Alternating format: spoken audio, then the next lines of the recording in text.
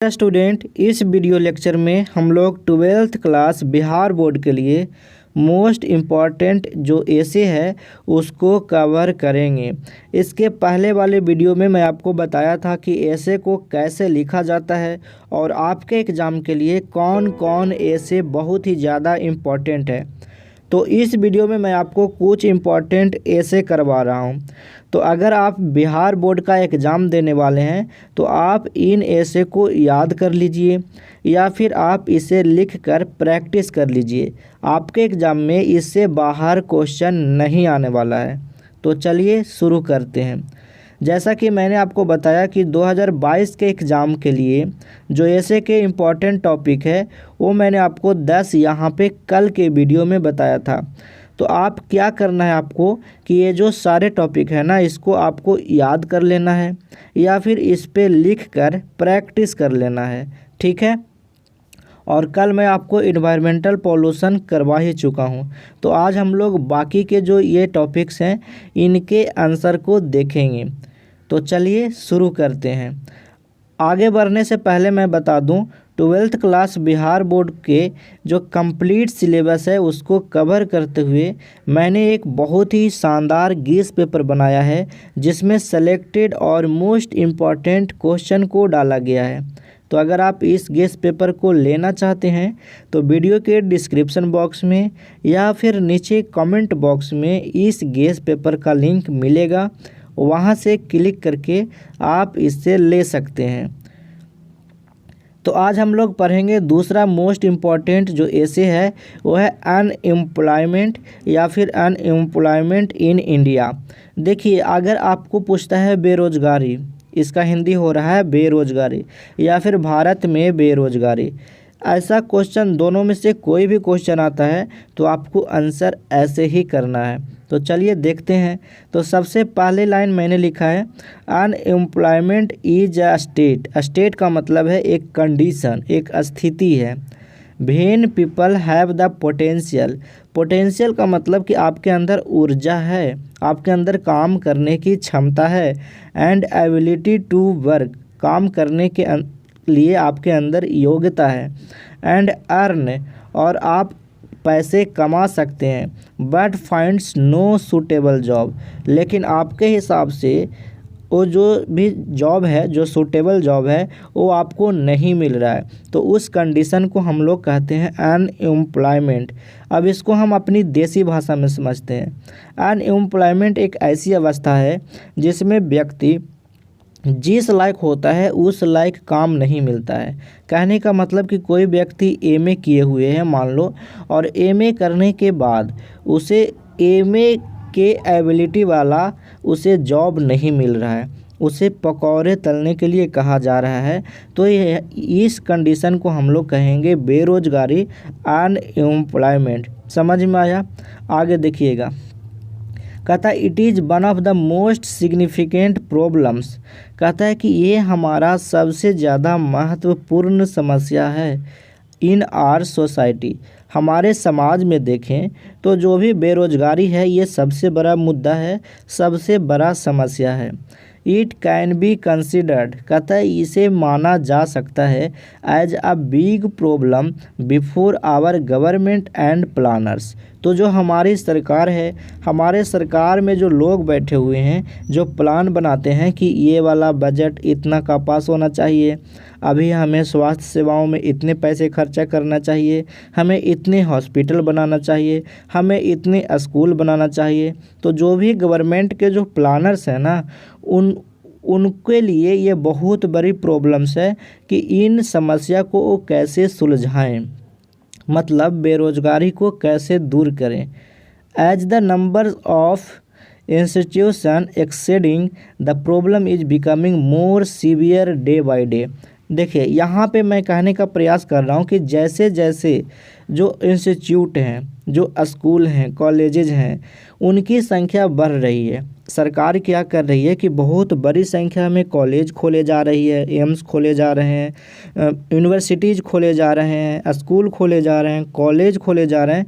तो जैसे ही बड़ी बड़ी संख्या में ये जो इंस्टीट्यूट हैं ये बढ़ते जा रहे हैं तो प्रॉब्लम और भी ज़्यादा गंभीर होते जा रहा है, क्योंकि जैसे ही आपने कॉलेज ज़्यादा खोला तो स्टूडेंट भी ज़्यादा पढ़ रहे हैं, तो स्टूडेंट वहाँ से पढ़कर ज़्यादा निकल रहे हैं और आप अपने देश के अंदर जॉब क्रिएट कर ही नहीं रहे हैं, तो स्टूडेंट कहाँ जाएंगे। तो हर साल बहुत सारे स्टूडेंट ऐसे ही रोड पे घूम रहे हैं, तो ये कंडीशन बन जाती है बेरोज़गारी का। तो मैंने आपको ये पहले पैराग्राफ में इसका इंट्रोडक्शन लिख दिया है, जैसे कि मैंने आपको बताया था पिछले वीडियो में। अब मैं चलता हूँ दूसरी बात पे गौर करता हूँ। अब मैंने लिखा है कि if B observe in past, अगर हम पास्ट में देखें, अगर पहले के समय में देखें तो कहता है इट लीड्स समझ में आता है, मतलब ये कहना चाह रहा है कि जो बेरोज़गारी है ना, अनएम्प्लॉयमेंट है, ये लीड्स कर जाता है, ये आगे बढ़ता है टू एन इंक्रीज, मतलब एक बढ़ोतरी होता है इन पॉवर्टी, गरीबी में। तो अगर बेरोज़गार होंगे तो लोग गरीब होंगे। And set back the economic growth of the country, इससे भारत की जो इकोनॉमिक ग्रोथ है, भारत की जो आर्थिक ग्रोथ है, आर्थिक बढ़ोतरी है, पैसे की जो बढ़ोतरी है, उसमें कहीं ना कहीं कमी आती है। कहने का सीधा मतलब है कि जब कोई देश के लोग पैसे को इनकम जनरेट करेगा, मतलब पैसे कमाएगा, तो भारत की वो जीडीपी में जुड़ेगा ही। तो अगर बेरोज़गारी बहुत बड़ी संख्या में हो जाती है तो लोग गरीब होते हैं, तो हमारा देश भी कमज़ोर होता है। आगे लिखा हुआ है इट ऑल्सो मिसगाइड्स। अब कह रहे हैं कि जो बेरोज़गारी है ना, ये मिसगाइड भी करता है, मतलब ये भ्रमित भी करता है, या मेक आवर यूथ हेल्पलेस। और जो हमारे युवा वर्ग के लोग हैं, 25 साल 30 साल 35 साल के जो बेरोज़गार घूम रहे हैं, उनको ये हेल्पलेस कर देता है, उनको ये मजबूर कर देता है क्या करने के लिए, टू डू क्रिमिनल एक्टिविटीज़, मतलब गलत जो काम होते हैं, जो अपराध वाले काम होते हैं, उनको करने के लिए मजबूर करते हैं। आप ऐसे समझिए, कोई पर्सन पीएचडी कर रखा है ना, और उसे जॉब नहीं मिल रहा है, तो वो पर्सन गोलगप्पा तो नहीं बेचेगा, क्योंकि उसने पीएचडी क्यों किया। अब वो तो कहेगा कि मैं पीएचडी इसीलिए किया था कि मैंने गोलगप्पा बेचूं, है ना। तो वो क्या करेगा ना कि वो बेचारा तंग आ जाएगा, और तंग आकर वो अपराध वाले काम करने लगेगा, वो मर्डर करने लगेगा, वो चोरी करने लगेगा, ताकि वो अपने ज़िंदगी को जी सके। तो आप यहाँ पे देख रहे हैं कि अगर बेरोज़गारी बढ़ता है तो क्रिमिनल एक्टिविटीज़ भी बढ़ते हैं, ठीक है। इन सम केसेज, अब मैंने आगे लिखा है कि कुछ परिस्थितियों में इट बिकम्स अ रीजन, मतलब जो बेरोज़गारी है ये इस बात का भी कारण बनता है for youth is getting addicted to drugs. अब कहता है कि बहुतों मायनों में ऐसे भी होता है कि अगर बेरोज़गार युवा है तो वो एडिक्ट हो जाता है, उनकी लत लग जाती है ड्रग्स की। आप देखिए, अब आप जब भी आप खाली बैठेंगे ना, तो आपके अंदर गलत विचार आएंगे, मतलब आपके अंदर विचार आते रहेंगे। तो यहाँ पे यही कह रहा है कि अगर बेरोज़गार युवा होते हैं तो वो बहुत ज़्यादा परेशान होकर वो अपराध वाले काम करते हैं, या फिर वो ड्रग्स लेना शुरू कर देते हैं, वो वाइन लेना शुरू कर देते हैं, शराब पीना स्टार्ट कर देते हैं। तो ये बातें यहाँ पे कही गई है। आगे लिखा हुआ due to lack of a job, कहता है कि जॉब की कमी के कारण they get addicted to drugs, वो ड्रग्स के एडिक्टेड हो जाते हैं, मतलब ड्रग्स की लत लग जाती है, अल्कोहल की लत लग जाती है, यही शराब की बात कर रहा है। And may even get into criminal activities, और ज़्यादातर कभी ऐसे भी देखा गया है कि ये आपराधिक कार्यों में ये भी शामिल हो जाते हैं। अब चलते हैं तीसरा नंबर पैराग्राफ पर। कहता है बी शुड फोकस, तो हम लोगों को फोकस करना चाहिए ऑन पॉपुलेशन कंट्रोल। तो देखिए, बेरोज़गारी का ना इनडायरेक्टली या डायरेक्टली ये भी कारण है कि हमारी पॉपुलेशन विस्फोट हो रही है। मतलब बहुत तेज़ी से इंडिया की पॉपुलेशन बढ़ रही है। तो जॉब मान लीजिए कि किसी सेक्टर में मान लीजिए कि 100 जॉब क्रिएट होते हैं और उस सेक्टर के लिए लोग 1000 आते हैं, तो 900 लोग तो बेरोज़गार हो गए ही। तो यहाँ पे मैंने लिखा कि हम लोगों को पॉपुलेशन कंट्रोल पे फोकस करनी चाहिए एंड मेक पीपल अवेयर, और लोगों को जागरूक करना चाहिए कि बेरोज़गारी का कितना बुरा प्रभाव देखने को मिल सकता है। People say that agriculture is the backbone of our economy. अब लोग ऐसा कहते हैं कि जो हमारा कृषि है वो हमारे इकोनॉमी का, हमारी आर्थिक व्यवस्था का बैकबोन है, रीढ़ की हड्डी है। मतलब जो एग्रीकल्चर है, जो कृषि है, उसका बहुत बड़ा योगदान है हमारे देश के जीडीपी में। अब यहाँ पे हमने लिखा कि our agriculture is still dependent. कहता है अब जब ये चीज़ बैकबोन है, हमारी कृषि जब बैकबोन है, तो भी हमारा जो आज का जो एग्रीकल्चर है ना, जो आज की जो खेती है, जो कृषि है, ये आज भी डिपेंडेड है old and traditional ways of farming. आज भी पुराने और जो पारंपरिक तरीके हैं उस तरीके से आज भी खेतों में जुताई हो रही है, आज भी उस तरीके से खेती की जा रही है। मतलब जो भी फार्मिंग करने के, जो किसानी करने के जो व्यवस्था है ना, आज भी पुराने तरीके से ही की जा रही है बहुत ही जगहों पर। ठीक है। Indian education system should also be upgraded. अब मैंने सिर्फ सरकार का दोष नहीं दिया है, मैंने यहाँ पे लिखा कि जो इंडियन एजुकेशन सिस्टम है ना, जो भारतीय जो शिक्षा की व्यवस्था है, इसको अपग्रेड करना भी चाहिए। अपग्रेड करने का मतलब इस व्यवस्था में क्वालिटी को बढ़ाना चाहिए। बहुत सारे लोग जैसे BA MA हमारे यहाँ होते हैं, तो वो ठीक से कॉलेजेस करवाती नहीं, क्लास नहीं करवाती, सिर्फ हमारे यहाँ सर्टिफिकेट देती है, मतलब डिग्रियां देती है। तो मैंने उसी को बोला है कि यहाँ पे हमारे एजुकेशन सिस्टम को भी अपग्रेड करना चाहिए, as it mainly focus on practical aspects of learning. और फोकस करना चाहिए ऐसी शिक्षा पे जो कि प्रैक्टिकल हो, जो कि प्रायोगिक हो। मतलब अगर हमने कॉलेजेज में कोई भी एजुकेशन को सीखा, कोई भी हुनर को सीखा, तो उसे हम अपने ज़िंदगी में उतार सकें और उससे कुछ 2 पैसे कमा सकें। समझ गए। अब आगे देखिएगा, आगे हमने लिखा कि इट कैन बी कंट्रोल्ड, मतलब बेरोज़गारी को कंट्रोल्ड किया जा सकता है बाय इंक्रीजिंग सेल्फ एम्प्लॉयमेंट। अगर आपके अंदर एबिलिटी है, अगर आपके अंदर स्किल है, टैलेंट है, तो आप खुद अपने आप को आप अपना स्टार्टअप, अपनी कंपनी, अपना बिजनेस खोल सकते हैं। तो ये कब होगा? जब हमारी शिक्षा व्यवस्था में काफ़ी सुधार होगा और हमें हुनर सिखाया जाएगा, हमें सिर्फ किताबें नहीं पढ़ाया जाएगा, एंड इंडस्ट्रियलाइजेशन और औद्योगिकरण भी किया जाएगा। तो उद्योग ज़्यादा आएंगे, इंडस्ट्री ज़्यादा लगेगी, तो यहाँ पे जॉब क्रिएट होंगे। समझ में आया? तो चलिए अब चलते हैं नेक्स्ट पैराग्राफ। तो कहता है कि the problem of unemployment in the country has remains for long time. अब यहाँ पे जो सच्चाई है ना, उस सच्चाई को मैंने यहाँ पे लिखा है कि जो प्रॉब्लम है बेरोज़गारी का हमारी कंट्री में, ये लंबे समय तक रहेगा, इसे कोई ज़्यादा नहीं रोक सकता। जबकि जो गवर्नमेंट है, while the government has launched several program. अब गवर्नमेंट तो बहुत सारा प्रोग्राम को लॉन्च कर रही है कि बेरोज़गारी कमे, मतलब जॉब क्रिएट हो फॉर एम्प्लॉयमेंट जनरेशन, लेकिन इसमें कोई कमी आ ही नहीं रही। Those programs have not been achieved. और ये सारे जो प्रोग्राम है, इसको आज भी पूरा नहीं किया जा सका है, आज भी इस चीज़ को नहीं पाया गया है। कहता है these points might help decrease.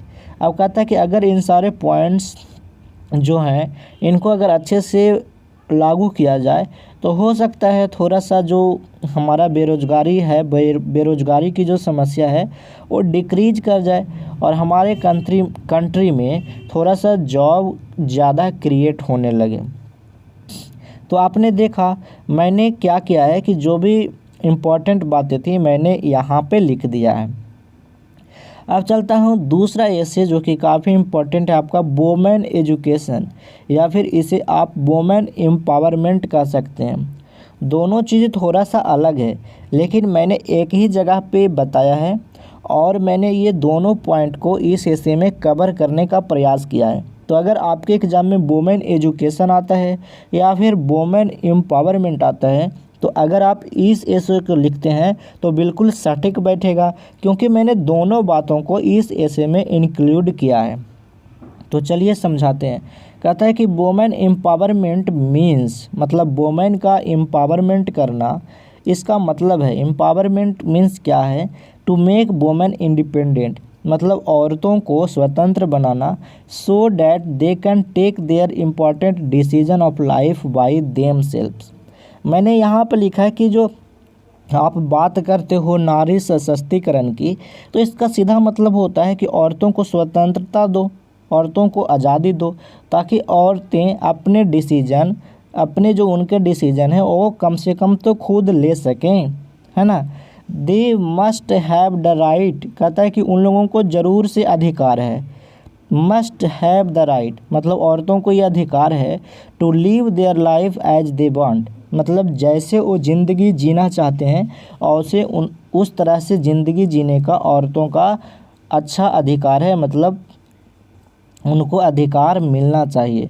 From so many years, मैंने लिखा कि बहुत सालों से, वुमेन सफ़र्ड अ लॉट, मतलब औरतें बहुत ज़्यादा पीड़ित होती है, they were treated as have no existence, कहता है कि औरतों को ना ऐसे देखा जाता है कि उनकी कोई एग्जिस्टेंस ही नहीं है, उनकी कोई पहचान ही नहीं है सोसाइटी में, उनके फैसले उनके पति ले रहे हैं, उनके भाई ले रहे हैं। तो औरतों को थोड़ा सा इंडिपेंडेंट देना चाहिए ताकि वो अपने फैसले अपने ज़िंदगी के लिए खुद ले सकें। ठीक है, चलिए अब मैंने पास्ट में जो पहले के समय में क्या औरतों का इसमें महत्व था उसको मैंने लिखा है। मैंने बहुत पहले चला गया है तो लिखा इन वैदिक टाइम, अगर देखिएगा वैदिक पीरियड में अगर आपने हिस्ट्री पढ़ी है तो कहता है कि women have enough voice in society, मतलब औरतों का सामान्य तरह से अधिकार था। औरत लोग भी पढ़ती थी, अभी भी पढ़ती है, अब तो अधिकार इनको मिलने लगे हैं। तो कहता है कि women have enough voice in society, मतलब बराबरी का अधिकार था औरतों को। The condition of women has deteriorated significantly, अब कहता है कि जो कंडीशन है औरतों का जो स्थिति है वो अब बहुत ही ज़्यादा ख़राब हो चुका है, बहुत ही ज़्यादा ख़त्म हो चुका है, धीरे धीरे बर्बाद हो रहा है। कहता है there are many events like sati, कहता है औरतों के लिए बहुत सारे इवेंट हुए, जैसे आपने जानते होंगे आप सती प्रथा, जोहर, जो कि बहुत सारे रानियां की पहले के ज़माने में, विच प्रूव एवब आर्गूमेंट, कहता है कि ये सारे जो सिस्टम है ना सती प्रथा वाला, जोहर वाला, ये ऊपर के आर्गूमेंट को प्रूव करते हैं कि हमारे जो सोसाइटी है उसमें औरतों का पहले अधिकार था, लेकिन धीरे धीरे ये अधिकार ख़त्म होते गए और औरतों को ये सारे कदम उठाने पड़े थे। कहता है there are many barriers to women, कहता है कि औरतों के लिए बहुत सारे बैरियर्स हैं। बैरियर्स का मतलब रुकावटें हैं उनके लाइफ में। Empowerment which is ingrained in cultural norms, norms का मतलब होता है हमारा जो नियम है ना, जो हमने नियम बना रखा है कि औरतें अकेले घर के बाहर नहीं निकल सकती, औरतें ऑफिस में काम नहीं कर सकती। तो ये सारे जो प्रॉब्लम्स हमने औरतों के लिए बनाया है ये उनके बैरियर बने हुए हैं, उनके ज़िंदगी में रुकावट बने हुए हैं। ठीक है, आगे मैंने लिखा है मेनी अ टाइम, मतलब बहुतों बार, women get accustomed to being treated inferior to man, कहता है कि बहुतों बार तो ऐसा देखा गया है कि औरतों को पुरुषों की तुलना में बहुत ही नीचे या फिर बहुत ही कम रिस्पेक्ट वाले या फिर बहुत ही इन्फीरियर माना गया है उनको, औरतों को। इन्फीरियर का मतलब है कि क्वालिटी में ख़राब। तो यहाँ पे इस लाइन का मतलब ये कहा गया कि बहुतों बार ऐसा देखा गया है कि औरतों को कम महत्व दिया गया है पुरुषों की तुलना में। ठीक है, चलिए अगली बात है an empowered and educated women. मैंने लिखा कि अगर कोई भी औरत एम्पावर्ड है, मतलब शिक्षित है और पूरी तरह से उनके अंदर एबिलिटी है, is no more like a burden, तो वो एक बोझ नहीं है। अब किन के लिए?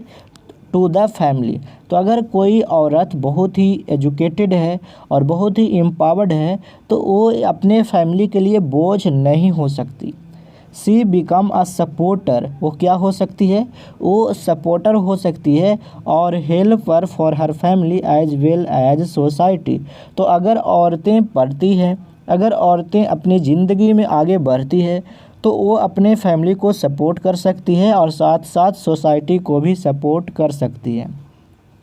सी स्ट्रेंथेंस हर फैमिली, वो अपने फैमिली को मजबूत करती है and is able to help them financially as well, और साथ ही साथ अपने परिवार वालों को पैसे से भी हेल्प कर सकती है। She also has the capability to empower other women, और औरतों के पास एक ऐसी शक्ति, अगर औरतें पढ़ जाती है, अपने ज़िंदगी में कुछ अच्छे काम कर लेती है तो वो दूसरे औरतों को भी एम्पावर कर सकती है। एम्पावर को मैं आपको समझा दूँ, पावर का मतलब होता है शक्ति देना वर्ब के केस में, और एम्पावर का मतलब होता है बहुत ही अच्छे ढंग से शक्ति देना, ठीक है, मतलब उसको मजबूती प्रदान करना। आगे मैंने लिखा सी ऑल्सो एजुकेट हर चिल्ड्रेन, तो औरतें क्या करती है, अपने बच्चों को भी एजुकेट करती है, उनको भी पढ़ाती है, उनको भी शिक्षा देती है, सो डैट, ताकि they can also know their right and become aware, ताकि बच्चे भी अपने अधिकार समझ सकें और जागरूक हो सकें किस चीज़ के लिए, अबाउट देयर ड्यूटी, कि बच्चों का क्या कर्तव्य है, एज अ रिस्पॉन्सिबल सिटीजन, एक जिम्मेदार नागरिक के रूप में हम बच्चों का क्या कर्तव्य है ये औरतें सिखाती है अपने बच्चों को, ये यहाँ पे कहा जा रहा है। अगला लाइन है the government has also taken many step to empower women. अब कहता है कि जो हमारी सरकार है ना, उन्होंने औरतों के लिए बहुत सारे स्टेप्स लिए हैं, बहुत सारे नियम्स और कानून और योजना लाए हैं। स्कीम्स कहता है कि जो योजनाएं हैं, जैसे बेटी बचाओ बेटी पढ़ाओ, aims to save women and give education to them. तो अब मैं यहाँ पे गवर्नमेंट का कुछ बड़ाई कर दे रहा हूँ। देखिए, जो गवर्नमेंट अच्छा काम करता है, कुछ काम अच्छी कर रही है तो उसका तो हम लोग प्रशंसा करनी चाहिए हम लोगों को, और अगर बुरा काम करती है तो उसको आलोचना भी करनी चाहिए। तो कहता है कि गवर्नमेंट ने स्कीम लाया बेटी बचाओ बेटी पढ़ाओ, जो कि जिसका मकसद है कि औरतों को बचाना और औरतों को एजुकेशन देना। तो ये एक अच्छा कदम है। कहता है in stand up India scheme, कहता है कि गवर्नमेंट की एक अलग से स्कीम है स्टैंड अप इंडिया स्कीम, जिसमें औरतें अपने पैर पे अपने सहारे बहुत कुछ कर सकती है। इस स्कीम में government support women by giving a loan to them, तो गवर्नमेंट लोन देती है औरतों को बिजनेस एस्टेब्लिश करने के लिए या फिर कोई अच्छा काम करने के लिए गवर्नमेंट औरतों को लोन भी दे रही है कि तुम ये काम करो। कहता है देयर इज़ अ नीड, तो वहाँ पे एक ज़रूरत है चेंज करने के लिए, परिवर्तन लाने के लिए, किस चीज़ में, द माइंडसेट ऑफ सोसाइटी। तो जो हमारे समाज का जो माइंडसेट है, मतलब जो माइंड में बैठ गया है कि औरतें कुछ कर नहीं सकती, औरतें ज़्यादा तेज नहीं होती, औरतें ज़्यादा वफादार नहीं होती, तो जो भी माइंडसेट है उसको हम लोगों को बदलना पड़ेगा। बीच still things women are inferior to man, कहता है कि ऐसा माइंडसेट अभी भी बना हुआ है कि जो औरतें हैं पुरुषों की तुलना में इन्फीरियर हैं, कम महत्वपूर्ण है, उतने ज़्यादा फ़ायदेमंद नहीं है। मतलब ऐसा जो है ना माइंडसेट, इस माइंडसेट को बदलना होगा, ठीक है।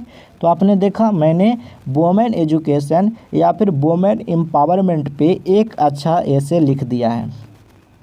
अब चलते हैं नेक्स्ट। तो नेक्स्ट हमारा है ग्लोबल वार्मिंग या फिर इसी को कहते हैं क्लाइमेट चेंज। देखिए ये दोनों टॉपिक ना थोड़ा सा अलग है, बिल्कुल थोड़ा सा अलग है, लेकिन मैंने क्या किया है ना कि अगर आप इन दोनों में से किसी पर ऐसे लिखने को आता है तो आप बस इस ऐसे को लिख दीजिए। मैंने मैजिक आंसर तैयार किया है, मतलब आंसर को लिखते समय दोनों क्वेश्चन को ध्यान दिया है, दोनों क्वेश्चन के पॉइंट ऑफ व्यू को आंसर में डाला है। जब मैं ऑफलाइन पढ़ाता हूँ तो मैं लास्ट में मैजिक गेस भी देता हूँ अपने स्टूडेंट को, 5-5 क्वेश्चन का एक एक आंसर देता हूँ और बहुत ही मैजिकली एकदम जादुई तरीके से आंसर को वहाँ पे बताता हूँ। लेकिन यूट्यूब पे ये बताना अच्छा नहीं होगा क्योंकि बहुत सारे लोग इस चीज़ को समझते भी नहीं। तो चलिए यहाँ पे ग्लोबल वार्मिंग को मैं आपको करवा देता हूँ। तो लिखा हुआ है global warming is a dangerous effect on our environment. तो जो हमारा ग्लोबल वार्मिंग है ये एक डेंजरस इफ़ेक्ट डालता है हमारे पर्यावरण पे। वही बातें मैंने यहाँ पे लिखा है। आगे में लिखा है मतलब इसी लाइन का है, that we are facing these days. कहता है कि आज हम लोग जो जिसका फेस कर रहे हैं ना, फेस का मतलब होता है सामना करना, मतलब हम लोग जो आज सामना कर रहे हैं जिन प्रॉब्लम का, ये ग्लोबल वार्मिंग का ही नतीजा है। रैपिड इंडस्ट्रियलाइजेशन कहता है कि जो बहुत तेज़ी से जो इंडस्ट्री लग रही है, increase in the population growth, और जो पॉपुलेशन में बहुत तेज़ी से जो आबादी बढ़ रही है, एंड पॉल्यूशन, और साथ ही साथ प्रदूषण भी बढ़ रहा है, ये तीनों मिलकर काउजिंग अ राइज, मतलब एक बढ़ोतरी लाया है किस चीज़ में, ग्लोबल वार्मिंग में। तो देखिए ग्लोबल वार्मिंग का ना सीधा का सीधा संबंध है पॉपुलेशन। जब हमारी आबादी बढ़ रही है तो हम तेज़ी से बढ़ रहे हैं, मतलब हमारी संख्या बढ़ रही है तो घर की ज़रूरत होगी, हम लोग खाना बनाएंगे तो कार्बन डाइऑक्साइड निकलेगा, हम लोग इंडस्ट्री लगाएंगे तो उससे जहरीली गैसें निकलेगी, और पेड़ तो लगाएंगे नहीं, तो इसके कारण पॉल्यूशन बढ़ेगा। अब जब पॉल्यूशन बढ़ेगा तो हमारा ग्लोबल वार्मिंग बढ़ेगा, और जब ग्लोबल वार्मिंग होगा तो क्लाइमेट में चेंज होगा, मतलब ठंडी के दिन में आपको गर्मी का एहसास होगा, गर्मी के दिन में आपको ठंडी का एहसास होगा, या फिर बरसात का दिन में गर्मी का एहसास होगा, मतलब मौसम अदल बदल जाएंगे। समझ में आ रहा है। अब मैंने लिखा है कि ग्लोबल वार्मिंग रेफर्स, तो जो ग्लोबल वार्मिंग है वो रेफर करता है to the increase in the average temperature of the earth surface. मतलब ग्लोबल वार्मिंग का सीधा मतलब है कि जो अर्थ का जो टेम्परेचर है, हमारी जो पृथ्वी का जो टेम्परेचर है वो बढ़ रहा है ड्यूरिंग द लास्ट सेंचुरी। अगर हम देखें पिछले 100 सालों में, तो जो अर्थ का टेम्परेचर है हर साल कुछ न कुछ डिग्री बढ़ ही रहा है। तो ये कैसे हो रहा है, ये ग्लोबल वार्मिंग के कारण हो रहा है। ठीक है, चलिए अगला है global warming causes a significant impact on life existence. कहता है कि जो ग्लोबल वार्मिंग है ना, ये कारण बनता है एक बहुत ही इम्पोर्टेंट इम्पैक्ट का, मतलब बहुत ज़्यादा प्रभाव डालता है हमारे अस्तित्व पे, हमारी पहचान पे। अगर ऐसे ही ग्लोबल वार्मिंग बढ़ता जाए तो एक ऐसा समय आएगा जब मानव जाति विलुप्त हो जाएगी। आपने सुना है ना डायनासोर क्यों विलुप्त हो गया, क्योंकि वो टेम्परेचर को सरवाइव नहीं कर पाया, ज़्यादा टेम्परेचर आ गया जिस कारण वो विलुप्त हो गए। तो वही चीज़ मैंने लिखा है कि ग्लोबल वार्मिंग एक ऐसा इम्पैक्ट भी डाल सकता है कि हम मानव जाति का एग्जिस्टेंस का सवाल है, मतलब हम मानव जाति की पहचान मिट सकती है। Extreme global warming is resulting in natural calamities. कहता है कि जो ज़्यादा ग्लोबल वार्मिंग है ये इस बात का रिजल्ट देता है, इस बात का परिणाम में आता है कि हमारे प्राकृतिक आपदाएं देखने को मिलती है। कहीं आपने देखा गर्मी के दिन में बाढ़ आ गया, तो कभी आपने देखा ठंडी के दिन में ग्लेशियर फट गया, तो बहुत सारे प्राकृतिक आपदाएं यहाँ पे देखने को मिलती है। कहता है which is quite evident happening around. कहता है कि जो आज इसका गवाह भी है। अगर आप देखेंगे तो चाइना में बहुत पहले बाढ़ आया था, कुछ समय पहले बहुत ज़्यादा तेज़ी से बाढ़ आया था। अगर आप इंडिया की बात करेंगे तो इंडिया में भी आपको पता होगा केदारनाथ में 2013 में बहुत ही भयावह बाढ़ का सामना करना पड़ा था। अगर हम अपने बिहार की बात करेंगे तो बिहार का तो ये कहना ही छोड़ दीजिए, यहाँ तो हर साल बाढ़ आता है। उत्तरी बिहार वाले बेचारे लोग को परेशानियों का सामना करना पड़ता है। कहता है one of the reasons behind global warming. कहता है कि ग्लोबल वार्मिंग के पीछे एक और कारण है। क्या कारण है? Is the extreme release of green house gases. कहता है कि सबसे बड़ी कारण तो यही है कि ग्रीन हाउस गैसेज जो है ना हमारे इन्वायरमेंट में बहुत तेज़ी से रिलीज हो रहा है, मतलब छोड़े जा रहा है। स्ट्रक ऑन द अर्थ, और ये अर्थ सरफेस पे ही रुक जाता है, जिसके कारण टेम्परेचर वायुमंडल का इंक्रीज कर जाता है, बढ़ जाता है। अगला बात हमने लिखा है एज अ सिटीजन। कहता है कि अगर हम देखें तो एक नागरिक की तरह, यहाँ पे बी एक ही बार आएगा, 2 बार गलती से टाइपिंग हो गया है, तो तो कहता है कि एज ए सिटीजन, अगर हम एक जागरूक नागरिक की तरह देखें तो वी शुड स्विच ओवर। अब मैं उनका मतलब उपाय बता रहा हूँ कि ग्लोबल वार्मिंग को कैसे कम किया जा सकता है, कैसे थोड़ा बहुत इसको कंट्रोल किया जा सकता है। तो मैंने लिखा we should switch over to the hybrid car. अब ये हाइब्रिड कार क्या होती है? ये ऐसी कार होती है जो ज़्यादा पॉल्यूशन नहीं करती है ना, ग्रीन कार होती है। तो कहता है कि हम लोगों के पास तो कार है ही नहीं, जो गरीब लोग हैं, तो जो भी अमीर लोग हैं जो अपने घर में 4-4 5-5 कार रखते हैं, तो उनको शिफ्ट कर जाना चाहिए हाइब्रिड कार पे। और वही लोग तो पोल्यूशन बढ़ाते हैं और कहते हैं कि किसान लोग पोल्यूशन बढ़ा रहा है। ठीक है, तो यहाँ पे सीधा मतलब मैं ये कह रहा हूँ कि लोगों को हाइब्रिड कार पे स्विच कर जाना चाहिए and to use public transport, और उन लोगों को पब्लिक ट्रांसपोर्ट का प्रयोग करना चाहिए। पब्लिक ट्रांसपोर्ट बोलते हैं जो कि किराए पर जो बस चलती है ना, जिस पे बहुत सारे लोग रहते हैं, और इन लोग क्या करते हैं कि अपना एक कार निकालते हैं और उस पे एक आदमी बैठेंगे और पूरा शहर घूम कर आएंगे पोल्यूशन बढ़ा के। तो अगर वो एक आदमी पब्लिक ट्रांसपोर्ट से जाता तो पोल्यूशन कुछ हद तक कमता ना। कहने का मतलब वो जो कार वाला अगर वो अपना कार नहीं ले जाते तो पोल्यूशन कम जाता, समझ गए। तो ऐसा पता है, ऐसा एक विश्व की बहुत ही रिचेस्ट मतलब अमीर सिटी है, अमीर शहर है लग्जमबर्ग। यहाँ पे क्या किया गया ना, वहाँ की गवर्नमेंट जितना भी कार था पर्सनल सबका वो सब बंद करा दिया। बोला तुम लोग अब पर्सनल कार नहीं चलाओगे, अब तुम पब्लिक कार से जाओगे, मतलब बस से जाओगे। ठीक है, क्यों? क्योंकि वहाँ पे भी पॉल्यूशन तेज़ी से बढ़ रहा था। आगे देखिएगा, आगे मैंने लिखा है कि this will reduce pollution and congestions. तो कहता है कि अगर आप पब्लिक ट्रांसपोर्ट का यूज करेंगे, पर्सनल कार कम यूज करेंगे, तो इससे पॉल्यूशन भी कमेगा और सड़क पे भीड़ भी कमेगा, जो भी ट्रैफिक जाम होता है इसकी भी कमी होगी। Plastic is the primary cause of global warming. कहता है कि जो प्लास्टिक है ये प्राथमिक कारण है, मतलब ये एक इम्पॉर्टेंट कारण है ग्लोबल वार्मिंग का, क्योंकि प्लास्टिक को रिसाइकल होने में, मतलब प्लास्टिक को गलने में या फिर कहें तो इसको डिकम्पोज होने में बरसों लग जाते हैं, तो इससे भी ग्लोबल वार्मिंग होता है। आगे लिखा हुआ है डिफॉरेस्टेशन। ये क्या होता है? जंगलों की कटाई। तो कहता है डिफॉरेस्टेशन इज अनदर थिंग, और आज जंगलों की कटाई भी बहुत तेज़ी से हो रहा है। तो डिफॉरेस्टेशन जो है वो अनदर थिंग है, मतलब दूसरा कारण है। To consider that will help in controlling global warming. तो अगर जंगलों की कटाई को भी रोका जाए, इन बातों को भी समझा जाए, तो ग्लोबल जो वार्मिंग है उस पर कंट्रोल लाया जा सकता है, उसमें मदद मिल सकता है। Planting of more trees. कहता है ज़्यादा से ज़्यादा पेड़ अगर हम लगाएं तो शुड वी इनकरेज्ड। तो planting of more trees should be encouraged to make the environment go green. अब यहाँ पे मैंने लिखा है कि ज़्यादा से ज़्यादा पौधे लगाने के लिए लोगों को उत्साहित करना चाहिए ताकि हमारा पर्यावरण हरा भरा हो सके। Global warming can be controlled if we take proper step toward restoring the plantation in our forest.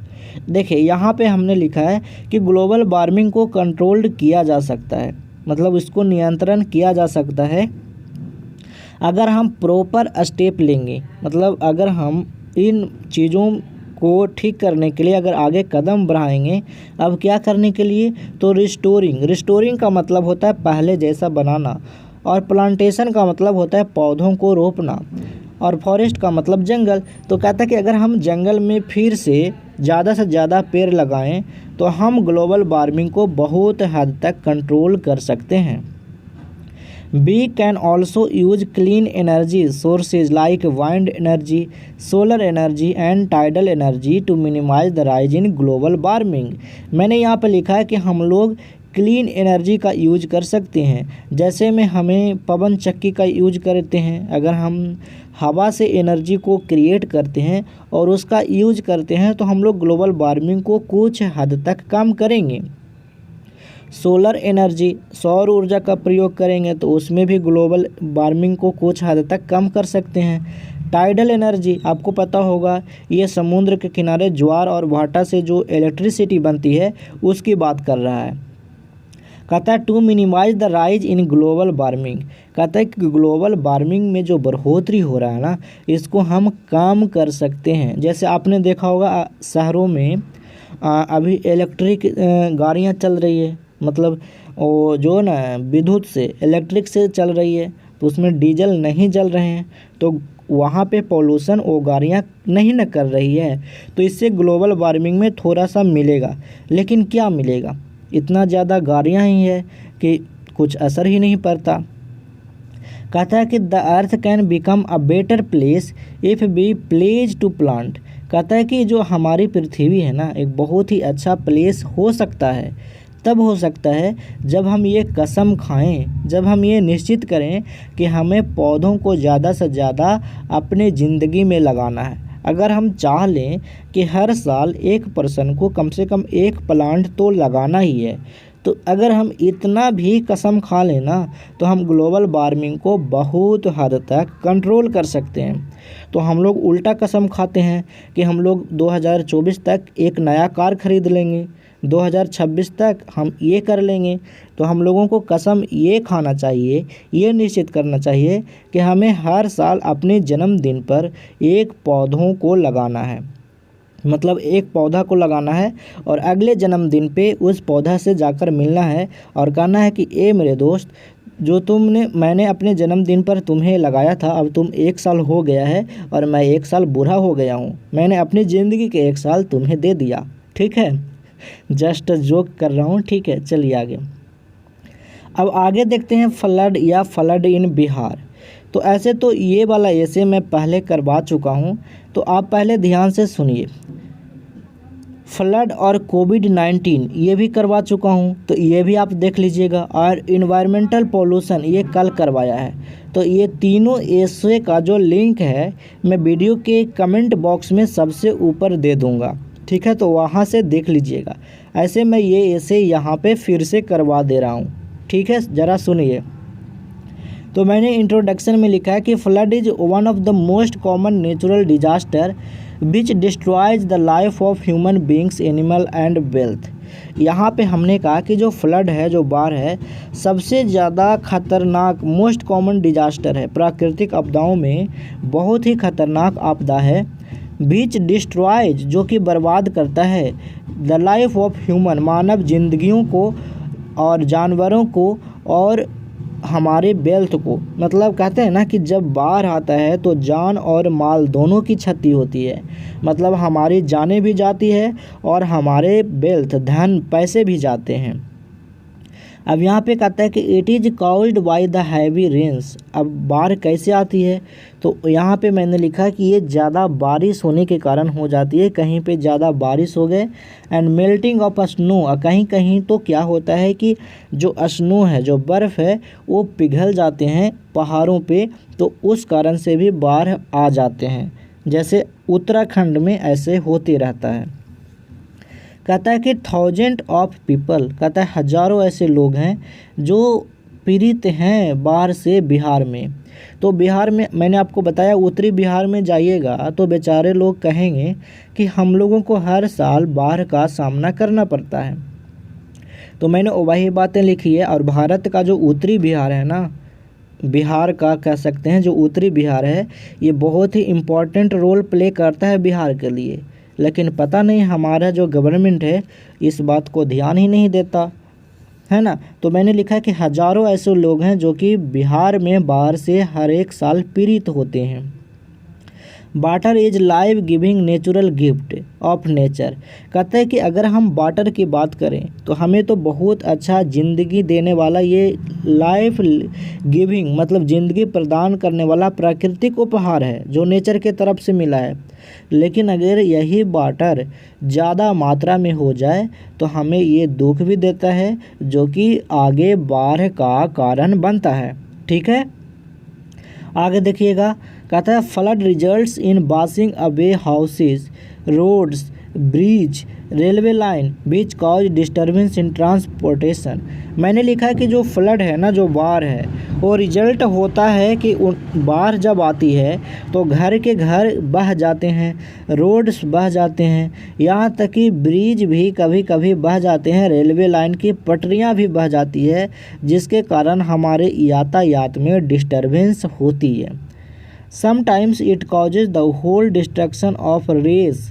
कहता है कभी कभी तो जो बाढ़ आती है ना, ये रेस का भी कारण बनता है कि पूरी की पूरी जाति, पूरे के पूरे गांव उजड़ गए, मतलब ख़त्म हो गए उनकी कहानी। जैसे एग्जाम्पल अभी मैंने आपको केदारनाथ का दिया था ना, उसमें ऐसे ही हुआ था, घर के घर ऐसे ही बह गए थे, किसी का कार बहा जा रहा है तो जानवर, मतलब बहुत ही ज़्यादा नुकसान हुआ था। तो मैंने यहाँ पे एग्जांपल दिया है, the recent flood of Uttarakhand Kedarnath have affected millions of people on a very large scale. मतलब मैंने यहाँ पे बताया कि आप हाल ही में जो उत्तराखंड में जो फ्लड आया है, जो केदारनाथ में, इसमें बहुत सारे मिलियंस ऑफ पीपल, लाखों लोग बहुत अच्छे से, मतलब बहुत गंभीर रूप से प्रभावित हुए थे। कहता है the whole areas were washed by the flood. पूरा का पूरा जो जगह है ना, जो एरिया है उत्तराखंड वाला, ये फ्लड से बह गए थे, बास्ट हो गए थे। तो अब यहाँ पे मैंने लिखा कि you can also learn many lesson. तो तुमको या फिर हम लोगों को इससे लेसन लेना चाहिए, मतलब इससे कुछ चीज़ें सीखनी चाहिए। From the recent flood of Patna in Bihar. तो अगर हम बिहार में पटना की बात करें तो यहाँ भी पिछली बार जो बाढ़ आया था, इसमें काफ़ी नुकसान हुआ था। तो हमें इन बाढ़ से ना कुछ चीज़ें सीखनी चाहिए। लेकिन यहाँ का लीडर ही बहुत मजबूत है, क्या बताऊँ, है ना। कहता nowadays the government takes many step to prevent और minimise the dangers of flood. कहता है अब मैंने यहाँ पे गवर्नमेंट कुछ काम भी करती है कभी कभी, तो उसकी बात भी कर रहा हूँ यहाँ पे। तो मैंने लिखा कि आजकल जो गवर्नमेंट है वो बहुत सारी स्टेप भी लेती है जिससे बाढ़ कम हो जाए, बाढ़ का खतरा थोड़ा बहुत कम हो जाए। कहता है we should always ready to face problem from floods. और हमें, अगर गवर्नमेंट नहीं करती है तो हमें हमेशा बाढ़ से निपटने के लिए तैयार होना चाहिए। उनकी बाढ़ वाली समस्याओं का सामना करने के लिए हमें तैयार होना चाहिए। आगे मैंने लिखा है सम इफ़ेक्टिव स्टेप्स। कहता है कुछ ऐसे इफ़ेक्टिव स्टेप्स भी लेने चाहिए, सच एज फॉरेस्टेशन, कि ज़्यादा से ज़्यादा पेड़ लगाना चाहिए। देखिए अभी आपको मैंने डिफॉरेस्टेशन बताया था ना, उसका मतलब है जंगलों की कटाई, और फॉरेस्टेशन का मतलब है पेड़ लगाना, मतलब जंगल बनाना। तो यहाँ पे कह रहा है कि हमें जंगल मतलब क्रिएट करना चाहिए। डेस्टिलेशन ऑफ रिवर, नदियों की सफाई करनी चाहिए। कंस्ट्रक्शन ऑफ स्मॉल डैम्स, छोटे छोटे डैम बनाना चाहिए। अगर हम ये सारे मेजर्स लेते हैं तो बाढ़ को हम अच्छी तरीके से कंट्रोल कर सकते हैं। Not only the government but also we all should always aware from floods. कहता है कि केवल सरकार ही नहीं, सरकार का है ध्यान नहीं होना चाहिए, हम लोगों को भी बाढ़ के बारे में अच्छे से जानकारी होना चाहिए कि अगर आता है तो इसको कैसे निपटा जाता है। लेकिन ऑल ओवर कहें तो इसमें गवर्नमेंट ज़्यादा दोषी है। कहता है clearly I mean to say that. अब मैंने लास्ट में लिखा है कि मेरा कहने का मतलब ये है कि flood are the second most common disaster. जो फ्लड है हमारा दूसरा सबसे गंभीर आपदा है। It is not only natural, ये सिर्फ प्राकृतिक ही नहीं बनता, कभी कभी तो ये मैन मेड भी बनता है। कहने का मतलब कि सिर्फ प्राकृतिक तरीके से बाढ़ नहीं आता, ये हम मानव की गलतियों के कारण भी बाढ़ आते हैं। Some step must be taken like cutting of trees. तो हम लोग क्या कर देते हैं, पेड़ों की कटाई कर देते हैं नदियों के बगल में। तो वहाँ पे अगर तेज़ से पानी आता है तो नदियों के जो किनारा होते हैं वो टूट जाते हैं और बाढ़ आते हैं। तो हम लोगों ने भी गलती की है। तो हम यहाँ पे लिख रहे हैं कि कुछ स्टेप है जो हम लोगों को लेना चाहिए, जैसे पेड़ों की कटाई पर रोक लगानी चाहिए, है ना। और जंगलों का जो कटाई हो रहा है, जंगल में पेड़ काटे जा रहे हैं, उसको भी रोक होना चाहिए। फॉर फ्यूल, मतलब बहुत सारे ऐसे एरिया हैं जहाँ पे क्या हो रहा है ना कि छुप छुप कर जंगलों में बहुत सारे पेड़ को काटे जा रहे हैं, या तो फर्नीचर के लिए या फिर फ्यूल के लिए। तो इन पे रोक लगाना होगा। And timber should be band. और जो टिम्बर है, टिम्बर समझ में आ रहा है, जो जंगल कटाता है तो उसमें मोटे मोटे जो लकड़ी के गत्थे होते हैं ना, उसको बोलते हैं। तो कहते हैं इसको भी बैन करना चाहिए। तो आपने देखा हम लोग मोस्ट इम्पॉर्टेंट 4 ऐसे को इस वीडियो में देखे हैं। और आपको क्या करना है कि इस वीडियो के नीचे कमेंट बॉक्स में आपको कोविड-19 जो ऐसे है ना, उसका लिंक दे रहा हूं, और साथ में ये वाला तो कल करवाया हूं, फिर भी इसका लिंक मैं आपको वीडियो के कमेंट बॉक्स में ये दोनों वीडियो का लिंक अभी अभी दे रहा हूँ। तो आप उसे ज़रूर देखिएगा, क्योंकि ये दोनों भी काफ़ी इम्पॉर्टेंट है। अगर आप इसका PDF लेना चाहते हैं तो बिरबल प्रसाद सर टेलीग्राम चैनल को ज्वाइन करिएगा। इस टेलीग्राम चैनल का लिंक वीडियो के डिस्क्रिप्शन बॉक्स में मिलेगा। तो आज तक इतना ही। Thanks for watching.